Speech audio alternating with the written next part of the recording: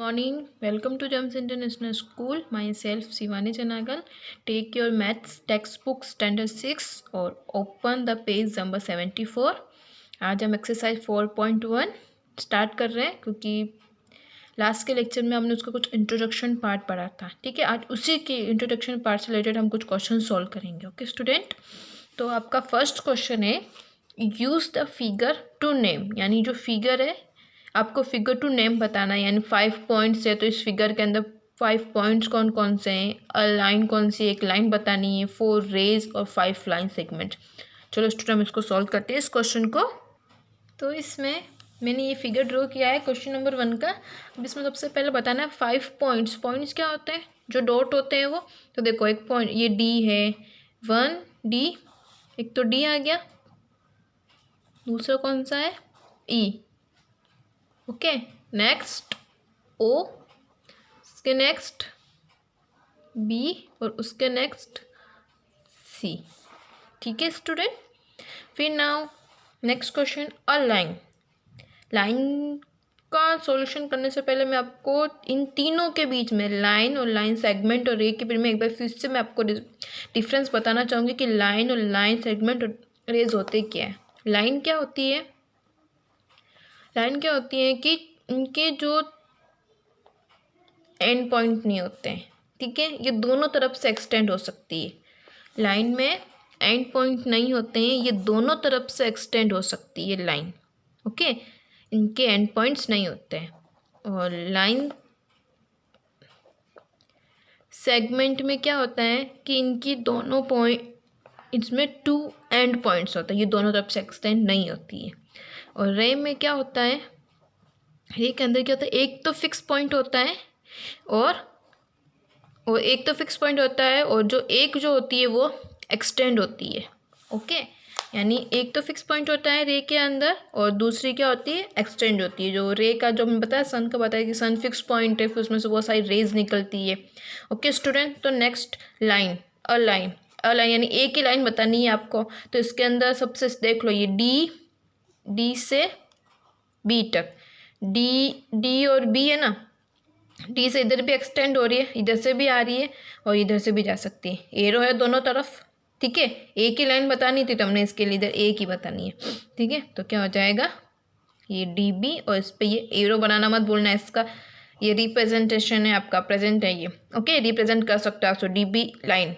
Okay, समझ में आया ना? ये डी से बी तक इसके लिए लिया है क्योंकि देखो इधर से भी एक्सटेंड हो रही है, इधर से भी एक्सटेंड हो रही है।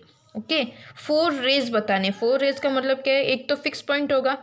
ठीक है, अब देखो इसके अंदर जैसे अब मैं यहाँ से स्टार्ट करती हूँ तो डी आपका फिक्स पॉइंट है और ई क्या हो रहा है? आगे की तरफ एक्सटेंड। अभी आप भूल जाओ कि ये ओ बी सी कुछ पॉइंट है।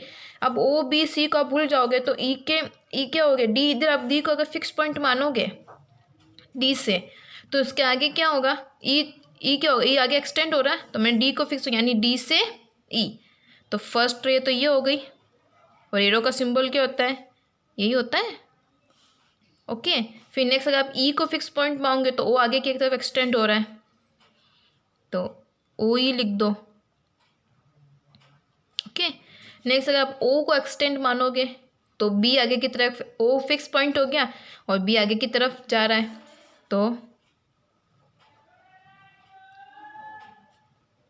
नेक्स्ट आप जब ओ को फिक्स पॉइंट मांगो तो सी भी देखो एक्सटेंड हो रहा है। समझ में आ रहा है?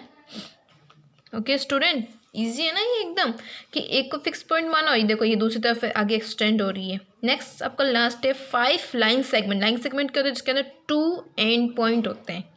इजी ये तो देखो, अगर यहाँ से डी से ई तक चलोगे तो ये दोनों क्या है? इसका एंड पॉइंट है तो क्या हो जाएगा? D E. ओके, नेक्स्ट क्या हो जाएगा? ई ओ। ई ओ, फिर नेक्स्ट ओ बी,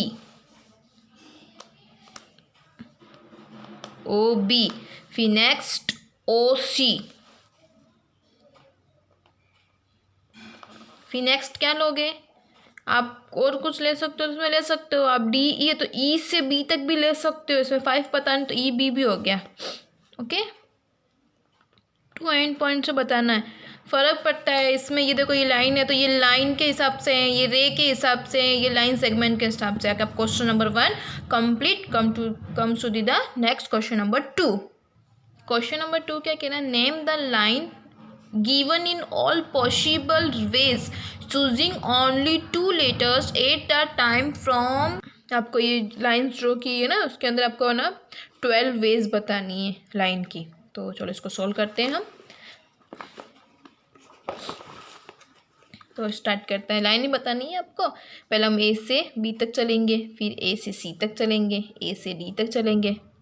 12 वेज बतानी है ना, ए से बी तक, और लाइन है तो दोनों तरफ एरो ही आएगा। फिर ए से सी तक, फिर ए से डी तक। ओके, फिर बी से स्टार्ट करेंगे तो बी से सी तक, फिर बी से डी तक।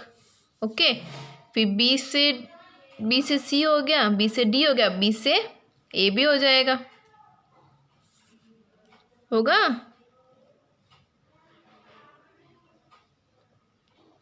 नेक्स्ट फिर सी से डी, फिर सी से बी। ओके, फिर सी से ए, फिर डी से ए, फिर डी से बी, और फिर डी से सी। हो गई 12। ठीक है, हो गया ये क्वेश्चन कंप्लीट। कुछ नहीं, आपको लाइन्स बटन 12 वेज बताना है। पहले मैंने ए से सारा कंप्लीट, ए से सब, ए से बी, फिर ए से सी, फिर ए से डी, फिर बी से सी, बी से डी, बी से ए, है ना। Okay student, next question number 3।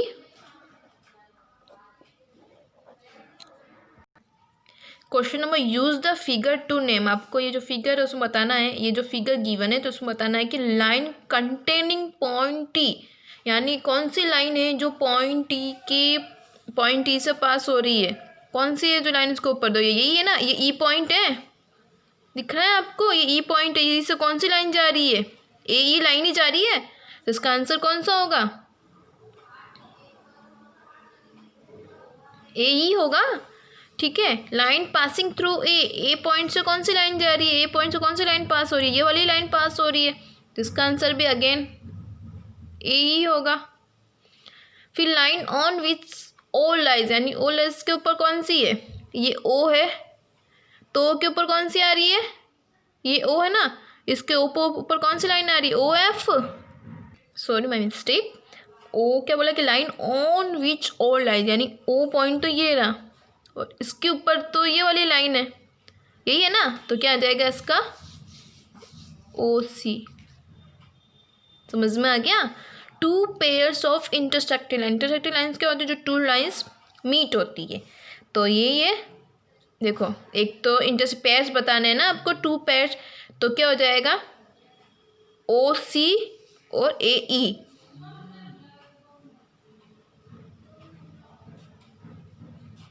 ए ई, एक तो ये पेयर हो गया। नेक्स्ट ओ एफ और ए ई, क्या हो जाएगा,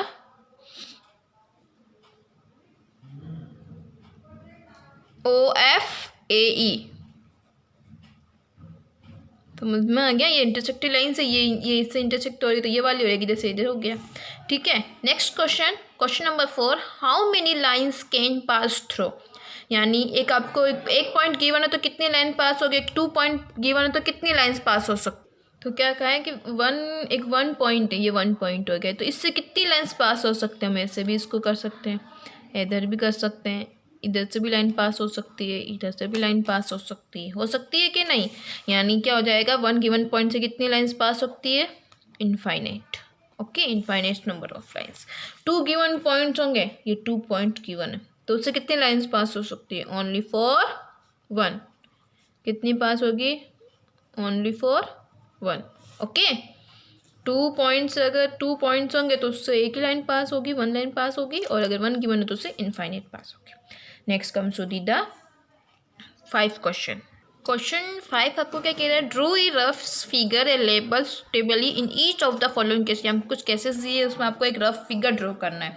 ठीक है, तो हम सबसे पहले फर्स्ट क्वेश्चन करते हैं हमारा क्वेश्चन नंबर 5 का A. Point P lies on A B. A B पे देखो कुछ सिंबल है, क्या है, लाइन है, तो यानी वो क्या आएंगे, दोनों तरफ एरो नहीं, यानी लाइन सेगमेंट है। यानी लाइन सेगमेंट के तो इसके 2 पॉइंट्स एंड पॉइंट होते हैं ना।